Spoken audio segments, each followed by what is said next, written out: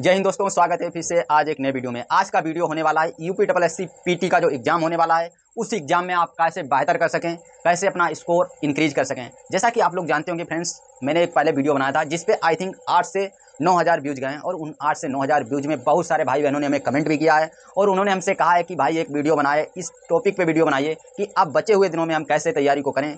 और बहुत सारे भाइयों ने और बहुत सारी बहनों ने हमें कमेंट किया कि भाई आप ये बताइए कि आप जो ये प्रैक्टिस सेट की जो बुक है उस बुक को किस टीचर की बुक लें या कौन सी बुक से हम प्रैक्टिस सेट लगाएं।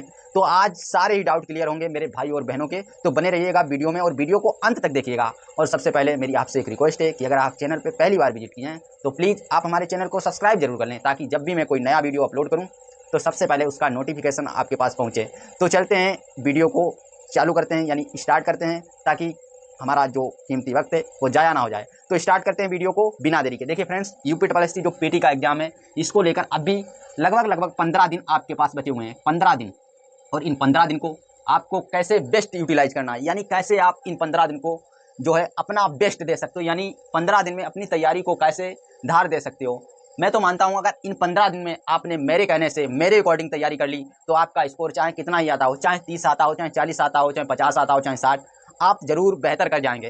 तो स्टार्ट करेंगे वीडियो को, उन सारे पॉइंट्सों पर बात करेंगे जो हमारे भाइयों और बहनों ने कमेंट में किए थे। किसी का भी डाउट नहीं रहेगा। आज का वीडियो जो होगा वो कंप्लीट इस स्ट्रेटजी को लेकर होगा कि अब बचे हुए दिनों में हम कैसे बेस्ट दे पाएँ अपनी स्टडी को। तो स्टार्ट करते हैं। सबसे पहले देखिएगा फ्रेंड्स, आप लोगों ने जो मुझे कमेंट किया उसमें 2-3 प्रकार के विद्यार्थी हैं। अभी कुछ विद्यार्थी मैंने देखा है, कुछ भाइयों से मैंने जब उन्हें रिप्लाई किया कमेंट में, जब उनका रिप्लाई किया तो मैंने उनसे बात की तो उनसे मुझे पता चला कि उनका अभी जो सिलेबस है वो कंप्लीट ही नहीं है। अभी उनका सिलेबस कंप्लीट नहीं है और उन्होंने अभी तैयारी भी ज़्यादा दिन से नहीं की। अभी 12th किया है और यूपीएससी का जो पीटी का फॉर्म था वो उन्होंने फिल कर दिया और अभी उनका जो स्कोर है वो लगभग 35 से 40 के बीच में घूम रहा है। वो कहते हैं जब मैं मॉक लगाता हूँ तब मेरा जो स्कोर है वो 35 से 40 के बीच में आता है। कुछ भाइयों से मेरी बात हुई, कुछ भाइयों ने मुझे कहा कि मेरा जो स्कोर है वो 50 प्लस नहीं जा पा रहा, यानी 50 से ऊपर कैसे जाएं। और बहुत सारे भाई बहनों से मेरी बात हुई, उन्होंने कहा कि मेरा जो स्कोर है वो 50 से 60 के बीच आ रहा है, 60 कैसे क्रॉस करें, यानी 60 से ऊपर कैसे लाएं। तो बने रहिएगा वीडियो में, ध्यान से देखिएगा वीडियो को। अगर मेरी बताई हुई स्ट्रेटजी आपने फॉलो कर ली तो निश्चित ही आपका स्कोर चाहे जो भी आता हो इन कैटेगरी में, चाहे जो भी है, आपका स्कोर 10 से 15 नंबर, जैसा कि मैंने पहले वीडियो में बोला था कि आपका बढ़ेगा, उसी तरह मैं इस वीडियो में भी गारंटी लेता हूं कि आपका जो स्कोर है वो 10 से 15 नंबर जरूर बढ़ जाएगा। देखिए फ्रेंड्स, अब टाइम नहीं है कि आप तैयारी करने बैठें। मेरा कहने का मतलब ये है कि अगर आप अब सिलेबस को कंप्लीट करने जाएंगे, जैसा कि मैंने पहले भी आज से 7 दिन पहले बोला था कि आप अगर अब सिलेबस कवर करने जा रहे हो तो आप बहुत गलत कर रहे हो। आपको अब सिलेबस के पीछे नहीं भागना है, यानी सिलेबस को कवर नहीं करना है। मेरी बात माननी है, ये बात आप लोगों से मैं फिर कहता हूँ कि अब आप सिलेबस मत कवर करना। दूसरा पॉइंट था जो मैंने आप लोगों से कहा था कि दूसरे पॉइंट में आप लोगों को क्या करना है, ये एक मॉक टेस्ट लगाना है। उस मॉक को मैंने आप लोगों से बोला था और फिर उस मॉक को लगाकर मैंने आप लोगों से कहा था कि आपको उस मॉक का एनालिसिस करना है।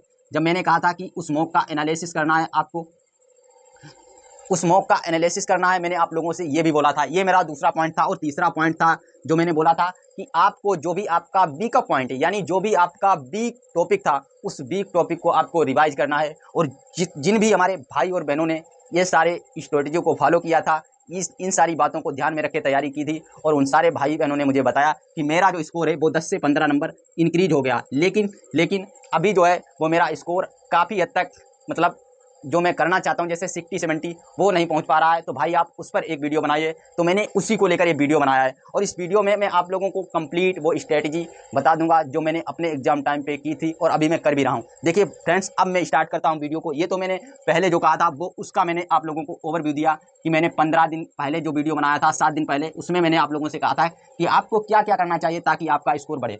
अब मैं आप लोगों को वीडियो स्टार्ट करता हूँ। अब मैं आप लोगों को बताता हूँ कि आपको अब बचे हुए दिनों में क्या करना चाहिए। सबसे पहले मैं बचे हुए दिनों में बात करूंगा तो सबसे पहले एक नंबर पे रखता हूं कि अब बचे हुए दिनों में आपको क्या करना है। आपने अगर किसी भी टीचर का, किसी भी संस्था से या ऑफलाइन या ऑनलाइन में कोर्स लिया है और उस कोर्स के अगर आपने नोट्स बनाए हैं तो सबसे पहले आपको उन नोट्स को रीड करना चाहिए, यानी उन नोट्स को आपको रिवाइज करना चाहिए। नंबर 1 पर मेरा ये पॉइंट है कि अगर आपने कहीं कोर्स लिया था या किसी ऑफलाइन संस्था से आप जुड़े थे जहाँ आपने कोचिंग की थी, जो भी उन लोगों ने पढ़ाया था, आपने नोट्स बनाए थे, तो आपको उन नोट्स को रिवाइज करना चाहिए, उनका रिवीजन करना चाहिए। चाहे वो मैथ के नोट्स हों, चाहे इंग्लिश के हों, जो भी उन्होंने पढ़ाया हो, चाहे हिंदी का जो भी उन्होंने आपको दिया हो कंटेंट वो, या जीएस में जो भी हिस्ट्री, पॉलिटी, ज्योग्राफी जो भी उन्होंने नोट्स आपको प्रोवाइड कराए हों, या जो भी क्लासेज कराई हों, उनके नोट्स आपने बनाए, आपको उन सबको रिवीजन करने की ज़रूरत है। आप उनको रिवीजन कीजिए, आप उनको फास्ट रीड कीजिए। कैसे रीड कीजिए? जैसे कि आपने पहले पढ़ रखा है संविधान यानी पॉलिटी को पढ़ रखा है, तो आप बैठिए और 2-3 घंटे में फास्ट रीड करिए, फास्ट रीड करिए, पूरी पॉलिटी को ख़त्म कर दिए। मतलब जो भी उन लोगों ने आपको करवाया है, नोट्स बनाया है, नया पढ़ने की ज़रूरत नहीं, जो भी उन लोगों ने करवाया है। अगर आपने कहीं कोर्स लिया था तो नहीं लिया है, अगर कोर्स कभी नहीं पढ़ाई की है, उनके लिए भी मैं आपको बताऊंगा, तो धैर्य रखिएगा, वीडियो को पूरा देखिएगा।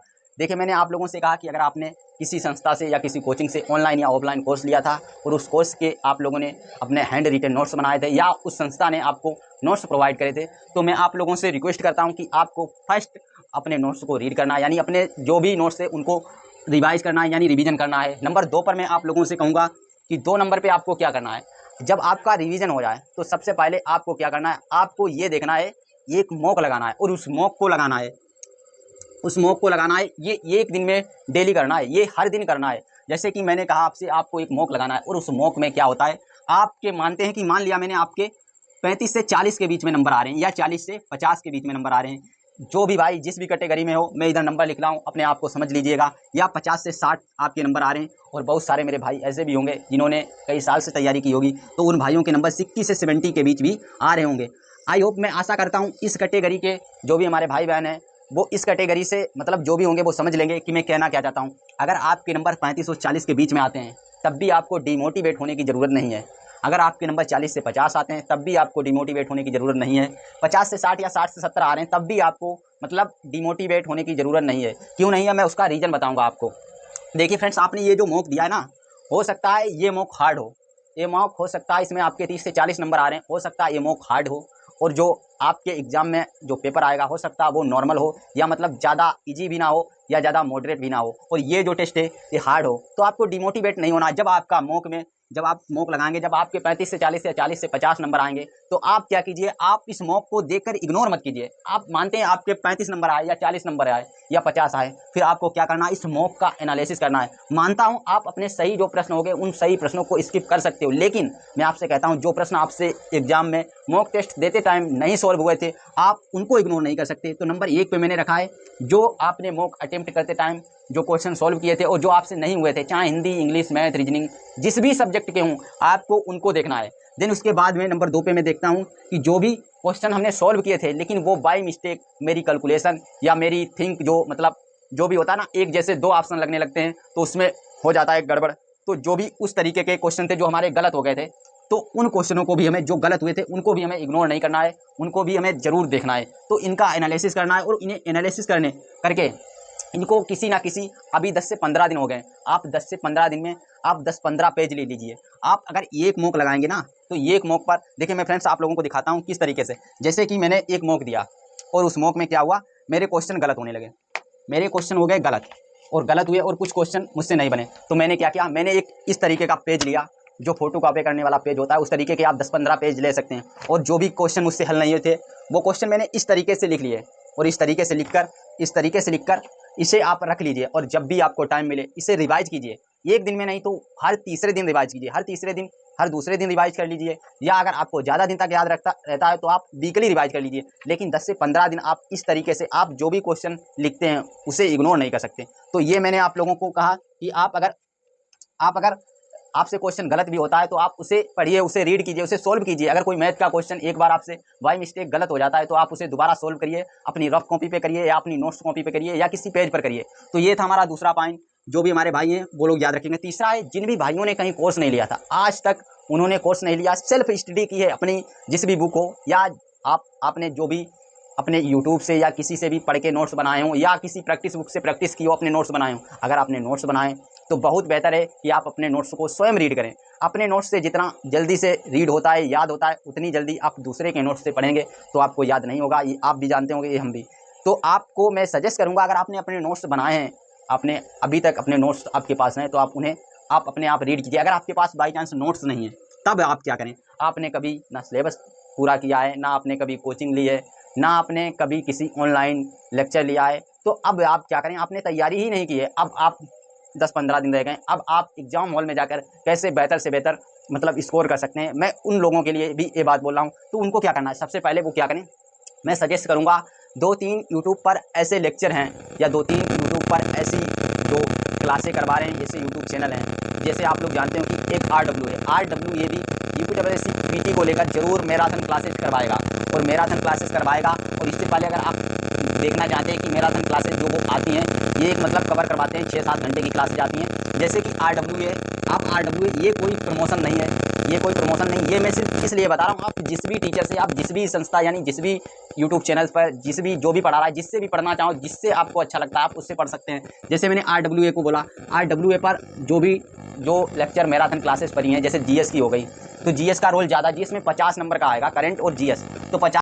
जैसा कि मैंने आप लोगों को बोला कि जैसे कि आर से आप वो एक लेक्चर जो बड़ा जीएस जिसमें संपूर्ण जीएस कवर हो, उस जीएस वाली एक ही क्लास को आप 2 बार देख सकते हो, उसके नोट्स बना सकते हो। लेकिन आपको छोटे छोटे वीडियो को नहीं देखना है। मैंने फिर कहा, अगर आपने अभी तक तैयारी नहीं की है और अभी तक आप मतलब जीरो हैं, आपके 30 या 35 नंबर आ रहे हैं, वो भी आपके जो मतलब समझ है, उस समझ की वजह से आ रहे हैं, जो भी आपने पहले पढ़ाई की होगी उसकी वजह से आ रहे होंगे। अगर आपने अभी कुछ भी नहीं पढ़ा है, तो आपको मैं सजेस्ट करूंगा कि आप एक मैराथन वीडियो, जिसे मैराथन क्लासेस कहते हैं, मैराथन क्लास को आप देख सकते हैं। तो मैराथन क्लास देखना, चाहे आर हो चाहे टी डब्ल्यू ए यानी अंकित चौधरी सर इस पे पढ़ाते हैं। तो इस चैनल पे भी अभी 2-3 क्लासें जो मैराथन है जीएस की, वो भी पढ़ चुकी हैं। और जीएस का, जैसे कि मैंने आप लोगों को कहा कि जीएस का रोल ज़्यादा है, 50 नंबर की जीएस आएगी, तो 50 नंबर की तरफ आपको जाना चाहिए। और जीएस में आपको वही संपूर्ण जीएस वाला जो सेक्शन है, उसी क्लास को टेच करना है, उसी को कवर करना है। बाकी इस जीएस वाले सेक्शन के अंदर आप देखेंगे कि वहाँ पॉलिटी के भी क्वेश्चन आपको देखने को मिलेंगे, इकोनॉमिक्स, जियोग्राफी, हर किसी के क्वेश्चन आपको वहाँ पे देखने को मिल जाएंगे। तो आप टी डब्ल्यू ए आपकी या आपका जो भी पसंदीदा चैनल है, आप जिस किसी भी चैनल पर पढ़ना चाहते हैं, चाहे वो क्लाइमेक्स एकेडमी हो, चाहे और कोई चैनल हो, आप जिससे भी पढ़ना चाहें, आप आपका मन है, जिससे भी आपको अच्छा लगता है, ये कोई प्रमोशन नहीं है। मैंने आप लोगों से कहा, मैंने 1-2 चैनलों के नाम आपको बताएं, तो आप यहाँ से प्रैक्टिस कर सकते हैं। तो मैंने आप लोगों को कहा है कि आप छोटे वीडियो मत देखिएगा। जैसे कि कुछ लेक्चर होते हैं, जैसे कि उसमें पढ़ाया जाएगा जैन धर्म का एक लेक्चर, उसमें पूरा जैन धर्म समाप्त हो जाएगा, बौद्ध धर्म तो बौद्ध धर्म, इस तरीके के लेक्चर आपको अब पीटी के एग्जाम के लिए नहीं देखने हैं। मैंने आपको पहले भी मना किया है कि आप इस तरीके के लेक्चर नहीं देख सकते। मैंने कहा है कि आपको मैराथन वीडियो देखना है, और हो सके तो उनके नोट्स बनाइए, क्योंकि जो चीज़ें आप लिख देते हैं वो चीज़ें आपको ज़्यादा दिनों तक याद रहती हैं। और अगर आप लिखकर 2-3 बार रीड करेंगे, तो पक्का ही आप जो भी आप लिखेंगे, जो भी क्वेश्चन आपको पढ़ लेंगे, वो याद रहेगा। तो ये था मेरा, जो भी भाई थे जिन्होंने अभी तक नहीं किया था मतलब कुछ भी, उन भाइयों के लिए कि जीएस को कैसे कवर करें। और मैथ का लेकर क्या करेंगे वो भाई, मैथ में वो क्या करेंगे, मैथ में अपने मतलब जो भी लेक्चर हैं, अगर आपकी मैथ वीक है तो आप किसी टीचर के लेक्चर देख सकते हैं। इन सारे चैनल पर मैथ के भी डीआई के हों या अर्थमेटिक हों, सारे लेक्चर पड़े हुए हैं, तो आप चैनल से देख सकते हैं। और मैं आपको सजेस्ट करूंगा कि आप जो मैथ है उसकी प्रैक्टिस खुद करें, कोई लेक्चर देखें और फिर उसके बाद में खुद प्रैक्टिस करें। तो मैं आप लोगों से कहता हूं कि आप कम से कम 20 डीआई यानी डीआई का बेटे ज़्यादा, यानी 20 मार्क्स यानी 20 नंबर की जो डीआई आने वाली है 20 नंबर की, उस 20 नंबर के लिए आपको एफर्ट लगाना पड़ेगा, आपको जरूर ही एफर्ट लगाना पड़ेगा। अगर आप इन 20 नंबर को यहाँ स्किप कर देते हैं, तो अपने स्कोर को बहुत पीछे छोड़ देते हैं। तो आपको इससे तो भागना नहीं है, आपको इस पर एफर्ट लगाना है, क्योंकि ये सॉलिड नंबर है। मान लिया 3-4 हर डीआई में 5 क्वेश्चन आते हैं, चलो मान लिया 4 डीआई आएंगी, डीआई ग्राफ पाई चार्ट 4 आएंगे। अगर इन 4 में मान लो दो आसान डीआई आ गए और 2 हार्ड डीआई आ गए, 2 हार्ड आ गए 2 आसान आ गए, तो 2 में जो 10 क्वेश्चन आएंगे, वो 10 क्वेश्चन तो आप बना सकोगे। तो मैं आप लोगों से उम्मीद करता हूं कि आप इस वाले सेक्शन को तो किसी कीमत पर नहीं छोड़ोगे। बाकी मैंने आप लोगों को जीएस के लिए बताया कि जीएस के अगर सोर्स आपके पास नहीं है, तो आप मैराथन क्लासेस की तरफ जा सकते हैं, उनको देखिए, 1 बार देखिए, 2 बार देखिए, और हो सके तो उनके नोट्स बनाइए। तो ये था मेरा जीएस को लेकर और मैथ को लेकर प्लान। और जो भी हिंदी का गद्यांश पद्यांश होता है, जो भी गद्यांश आएंगे, उन गद्यांश को भी आप प्रैक्टिस कर सकते हो। और प्रैक्टिस क्या, मैंने आप लोगों से पहले भी बोला था कि अगर आप प्रीवियस ईयर का जो भी क्वेश्चन पेपर है, आप अगर उसको एक बार सोल्व कर लेते हो, तो आई थिंक आपको इतना तो मतलब अंदाजा लग जाता है कि किस तरीका का डीआई पूछा गया था, किस तरीके का गद्यांश पूछा गया था, और किस तरीके के क्वेश्चन उनके अंदर इंक्लूड किए गए थे। तो आपको मैं मतलब फिर से सजेस्ट करता हूं कि आपको 1-2 तो कम से कम जो भी प्रीवियस ईयर पेपर है, उन प्रीवियस ईयर पेपर को सोल्व कर लेना चाहिए। मैंने इस चैनल पे मैंने एक वीडियो बनाया भी है, आई थिंक वो प्रीवियस ईयर का पेपर था, उसमें डीआई भी मैंने ऐसे ही सोल्व करवाई थी, उसके लिए कोई ब्लैंक पेपर नहीं था, तो उसके लिए मैंने डीआई के भी जो क्वेश्चन थे उनको भी सोल्व करवाया था ऐसे ही। और मैंने पूरा पेपर आप लोगों को दिखाया था कि किस तरीके के क्वेश्चन जो थे वो पिछले साल पूछे गए थे, और किस तरीके के क्वेश्चन एग्जाम्स में पूछे जाने की संभावना है। तो मैं आप लोगों से उम्मीद करूंगा कि आप जो गद्यांश है, उस गद्यांश को भी रीड करें यानी पढ़ें, और प्रीवियस ईयर के जो भी क्वेश्चन पेपर हैं, उन क्वेश्चन पेपर को सोल्व करें। और अगर आपके पास प्रीवियस ईयर के क्वेश्चन पेपर नहीं है, आपको नहीं मिल पा रहे हैं, आप नहीं खरीद पा रहे हैं कोई मॉक टेस्ट की बुक, तो मैं आप लोगों को बताता हूं कि आपको कहां से करने हैं। देखिए फ्रेंड्स, आपको सीधे गूगल पे जाना है, और गूगल पे जाकर आपको सीधे लिखना है UPSSC PT previous year paper यानी क्वेश्चन पेपर या पेपर लिख दीजिए और उसके बाद में जो लिंक खुलेगी जस्ट जैसे ही आप गूगल पे जाकर या क्रोम पर जाकर ये सर्च करेंगे UPSSC PT previous year question paper, जैसे ही आपको तुरंत एक स्लाइड ओपन होगी, एक नया इंटरफेस आएगा और उस नए वाले इंटरफेस के जस्ट आपको नीचे दिखेगा UPSSC प्रीवियस ईयर पेपर। तो आप उस पर जैसे ही क्लिक करेंगे और फिर नीचे स्क्रॉल करके जाएंगे, आपको अब तक जितने भी प्रीवियस ईयर में पेपर हुए हैं उन सारे पेपरों के लिंक मिलेंगे। आप वहां से प्रीवियस ईयर के पेपर को डाउनलोड कर सकते हैं बिल्कुल फ्री में, और आप PDF के रूप में उस पेपर को सॉल्व कर सकते हैं। उसके क्वेश्चनों को आप देख सकते हैं और आइडिया लगा सकते हैं कि किस तरीके के क्वेश्चन प्रीवियस ईयर में पूछे गए थे। और इतना सब करने के बाद प्रीवियस ईयर और उसके बाद में एक बहुत बड़ी खुशखबरी है, जो ये है कि मैंने 10 प्रैक्टिस सेट यानी 10 प्रैक्टिस सेट का प्लान बनाया है। मैं 10 मॉडल पेपर, ये प्रीवियस ईयर पेपर नहीं होंगे लेकिन प्रीवियस ईयर एग्जाम को देखते हुए ये पेपर मॉडल पेपर बनाए गए हैं, और इन 10 मॉडल पेपर को मैं आप लोगों को खुद अपने इसी चैनल पे करवाऊंगा। तो आप लोगों से रिक्वेस्ट रहेगी और इंतजार रहेगा कि आप लोग उन सारे जो भी मैं वीडियो अपलोड करूंगा उन सारे प्रैक्टिस सेटों का, तो आप लोग मॉडल पेपर को जरूर देखेंगे और अपना स्कोर साझा करेंगे। और ऐसा ही नहीं कि हमने केवल उसको डिस्कस किया, मैं सारे क्वेश्चनों को करवाऊंगा, देन उसके बाद में उनके आंसर भी बताऊंगा। और जैसा कि मैंने आप लोगों से बोला था, और DI सॉल्व करवाने के साथ साथ मैं आप लोगों को ये भी सजेस्ट करूँगा, ये भी मैं आप लोगों को बताऊंगा कि कैसे आपको एग्जाम हॉल के अंदर अपने टाइम को मैनेज करना है, अपने टाइम को बचाना है, और कैसे आपको क्वेश्चन को टैकल करना है, यानी क्वेश्चन को अटेम्प्ट कैसे करना है, कैसे क्वेश्चन को सॉल्व करना है।